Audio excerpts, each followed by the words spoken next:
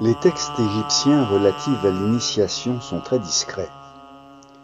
Il est probable qu'il était interdit sous peine de mort de révéler ces secrets et donc d'écrire ou de décrire les rituels en usage à l'époque. Cette tradition a d'ailleurs perduré en maçonnerie. Cette absence d'éléments philologiques a fait dire aux égyptologues que l'initiation égyptienne n'existait pas. Cependant, il existe un texte qui montre indubitablement qu'une forme d'initiation existait bien en Égypte. C'est un papyrus de la période ptolémaïque dit papyrus de Leyden, titré « Lettre de respiration à déposer sur la tête de l'Osiris ». Le premier livre des respirations est censé avoir été composé par Isis pour rendre le souffle de vie à Osiris, et le texte insiste sur l'importance de la respiration pour le défunt. Ce manuscrit aurait pu rester un banal texte funéraire comme tant d'autres, si des égyptologues symbolistes n'avaient découvert qu'il s'agissait du rite d'initiation à Abydos d'un certain Orsiésis, prêtre d'Amon à Thèbes. Pour celui qui connaît certains éléments du déroulement rituel de l'initiation, le document est tout à fait clair. Le texte rapporte d'abord que le récipiendaire traverse le Nil, passant de la rive orientale des vivants à la rive occidentale, considérée comme celle des morts. Pour confirmer qu'il est entré dans le royaume de la mort et afin d'y subir sa propre mort, il reçoit une couronne de fleurs, la même qu'on déposait généralement sur la tête des défunts. Le texte dit « À moi est apportée la couronne de fleurs, de la part du maître de l'Occident. » Celui qui doit être initié, qui se nomme Orsiésis, est alors conduit dans le domaine sacré d'Abydos, dans le grand temple d'Osiris. Les deux battants de la porte de Raouri s'ouvrent pour t'accueillir. Là, un officiant portant le masque d'Anubis le guide parmi le dédale de la nécropole. Il arrive devant une porte close. Anubis, le dieu sur sa montagne, n'écarte pas ton bras et tu gravis les tertres saints. Tu entres dans les sanctuaires, les chapelles où tu déambules. Tu poursuis ta route vers Rosetta. Tu te diriges vers Tadjézer. On fait entrer le récipiendaire dans un long souterrain qui s'étire sur 100 mètres en s'enfonçant dans le sol. Les parois de briques sont couvertes de fresques représentant la course du soleil dans sa phase nocturne.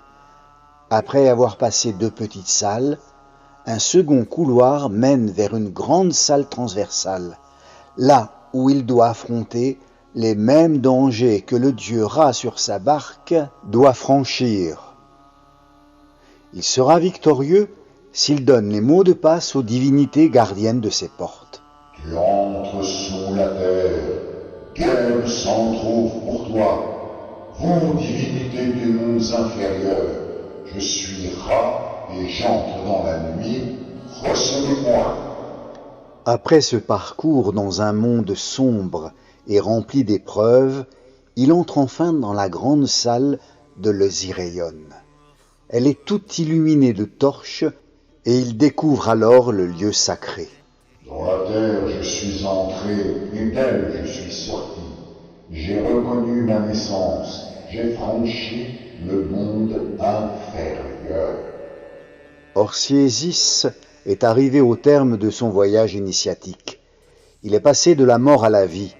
En ce lieu se dresse au milieu du Nil artificiel le tombeau d'Osiris. c'est le tertre primordial, là qu'il va vivre l'instant le plus extraordinaire de son itinéraire. Le Dieu se relève de son tombeau pour le justifier et l'agréger au rang des initiés. Il devient à son tour un Osiris. Tu parviens dans la salle souterraine, sous les arbres sacrés, là où dorme Dieu.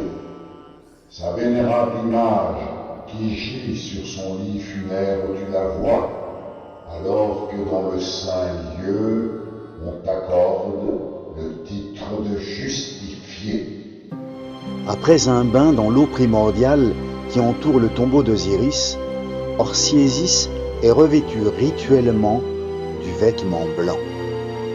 Ton corps est purifié par Nahanesh. Ta chair est lavée dans le bassin sacré de l'Eket. Une transformation bien réelle s'est opérée dans l'esprit du nouvel initié. Il acquit un autre niveau de conscience, caractérisé par une ascension initiatique. Il doit maintenant passer le reste de la nuit dans une de ces petites cellules préparées dans le temple pour l'incubation. On lui donne alors une boisson psychotrope afin qu'il puisse rêver et continuer à voir le Dieu en songe et nouer avec lui des relations indéfectibles. Là, tu passes la nuit et tu dors dans cet endroit réservé au mystère. Ce document exceptionnel, le papyrus T32, ne permet aucun doute sur la réalité de l'initiation rituelle d'Orsiésis. Ceux qui avaient comme lui participé à ces mystères d'Abydos pouvaient comprendre ce texte, et de nos jours, il demeure tout à fait compréhensible à ceux qui ont vécu une initiation. Il est vrai que ce papyrus date d'une époque tardive, où l'influence grecque a été probablement prépondérante. Mais connaissant la mentalité égyptienne, il est possible que le déroulement de cette cérémonie soit demeuré le même depuis l'époque pharaonique. Quel était le but recherché de l'initiation ?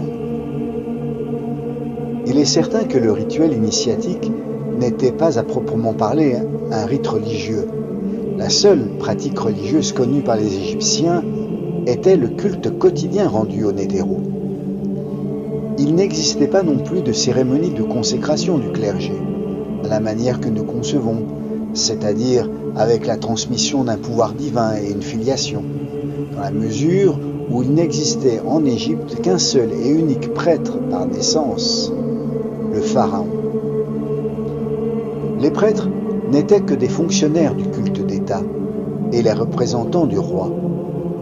Nous pouvons dire que les initiés formaient plutôt un corps à part, constituant une élite au service de Pharaon. Ces sages étaient choisis pour former autour du souverain un cercle rapproché de fidèles sachants, capables de transmettre la tradition et conserver les secrets qu'elle véhicule. Dans cet ordre d'idées, Imhotep aurait pu être le premier de tous les initiés.